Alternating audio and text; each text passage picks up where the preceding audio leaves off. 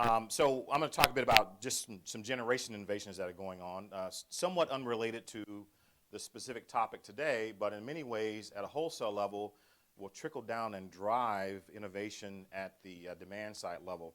So of course you have things like concentrated solar, you've got integrated gasification, combined cycle with carbon capture and storage or sequestration, pick your description. Some even with enhanced oil recovery. So the sequestration actually goes underground and makes oil less viscous and more can be captured. And it really refreshes and regenerates old oil wells. So kind of a bit of a closed cycle there. On the right side, you've got, we call it aggregated demand response. So you have top right there in that box. I guess that's a switch or it looks like a switch to me. But you have high-speed switching. Probably one of the lesser facets that's talked about on the grid optimization piece of it, perhaps unrelated to reducing demand per se, but helps reliability, helps preserve assets. When you have automatic phase balancing, you have automatic switching to circuits that are not overloaded. All these things are coming along with this technology move, and we're adopting, but it's quite, I think, a pretty significant innovation. To the left there, you've, of course, got solar panels, you've got a battery charger, and bottom right, you've got a home area network thermostat. Now, they seem like sort of behind-the-meter technologies, but when we talk about aggregating them, if you aggregate these points where these distributed generation technologies are around locational marginal pricing areas or substations, collectively, you've got a bundle of something you can monetize, or at minimum, you can slow down the stranded investment loss. So if you got these distributed sources bundled, collectively, you can impact voltage regulation. You can impact volt amps reactive support. And hopefully, we can sell that to ERCOT one day, soon, I hope, mid-year. But anyway, that's going to happen. It happens in some markets. Thirdly, if you bundle these points together, you can bid them ahead in the market as a generation source. Of course, generally for the system operator, if there is an increase in demand, you've got two choices. You can bring on more supply or reduce demand. The system generally should be indifferent. So if we can bundle these assets and predict to relative certainty that they're going to be available, we can bid them as a generation resource. We at CPS have about 140 megawatts of demand response, which is getting to the point, a critical mass point, where it is very, very meaningful. But these are the kinds of things we can do on the generation side, even to slow down stranded investment loss, so that you can feel freer to adopt technologies, and or you can flat out monetize some of these things. Now, aggregated demand response sort of is on a fence. It covers part of generation and part of demand side management also. But together, an incredible, I think, a bundled technology, I call it, that you're going to hear more about, and we are really charging hard with that one. So these are just a few. I mean, you have a whole lot of other things out there. Small modular reactors in nuclear space, that at some point, the belief is if gas gets up to $8 per MMBTU, small modular reactors on brownfield sites where you already have transmission and water, cooling water, could become very, very competitive. So all these things are out there that are happening, are going to happen, that spur innovation on the generation side or capitalize on innovation already there. On the demand side, of course, you have distributed solar, and by that we mean sort of residential rooftop solar plus commercial industrial. You've got LED street lights. We at CPS have, in the process of converting 35,000 high-pressure sodium vapor street lights to LED lights. Quite a bit of reduction in demand.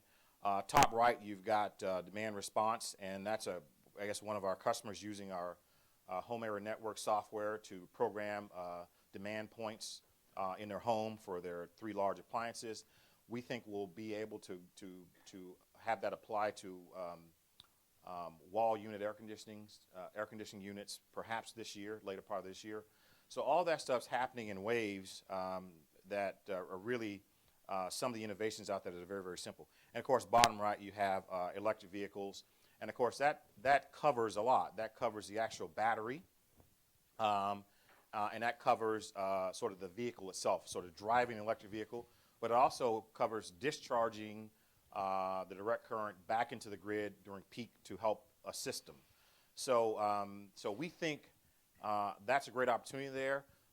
We have quite a bit of residential rooftop solar, I think about 14 megawatts collective. And all those homes have, inverters for net metering. So there are great cases to be made for some sort of battery storage or electric vehicles at those homes, so you have more of a closed cycle. And you get very close to what I think will be a huge, huge collective innovation. I call it dispatchable renewables. When you can combine battery storage scaled up with a solar farm, and on days when demand is low and it's sunny, you charge the batteries, and you could either discharge during peak, or you could help flatten out the curve of your solar dissipation as dusk comes. Right now, that's just like that. So if you can push it out by having batteries come on between 5 and 7 p.m., you got something that's really, really valuable. So I think that's out there too. At a microcosmic level, a customer can do that in their home almost with a closed loop of having an electric vehicle, rooftop solar, and an inverter in the house, and maybe someday a spare battery that just sits in a house that you change in and out of your car one day, and maybe the battery can even be used to keep the lights on, sort of not three-phase or air conditioning, but just the lights on for a few hours while service is being restored in case of an interruption. So all of those are the kinds of things that we're really digging into right now at CPS Energy, and figuring out the best way to sort of collectively link all the things we're doing, so that, again, it has a monetization effect. We are doing a whole lot of other things, as Dr. Rai intimated. We're going to shut down about almost 800 megawatts of unscrubbed coal by 2018, rather than invest in a scrubber. We bought a natural gas plant in April of 2012. That's about the same size. So we've already converted a big part of our fleet to a lower carbon source. Of course, we will build out about 400 megawatts of solar the next few years, along with an economic development agreement that creates jobs. We import or purchase 1,000 megawatts of wind right now. So we are on an aggressive course to really lower the carbon intensity of our fleet.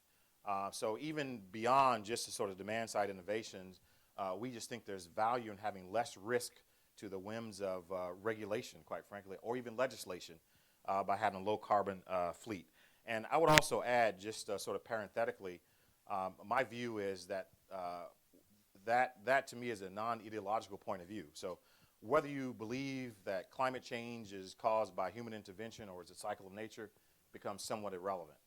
To me, if you can impact the environment in a positive way, and keep your rates competitive, that your customers are happy, why wouldn't you do it, irrespective of your views on climate change? So that's really the way we think about it. So the collective total of all those things by 2020, and we've done it all on paper now, we'll have, likely happen by 2018, will be the equivalent of taking 1 million cars off the road in terms of lower pollutants in the city of San Antonio and Bexar County.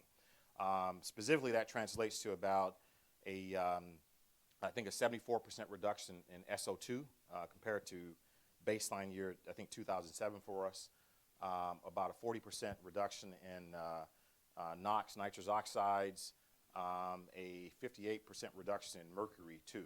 So all these things matter, and they come at the same time that we're adopting some of these innovations that I think are going to help us move forward.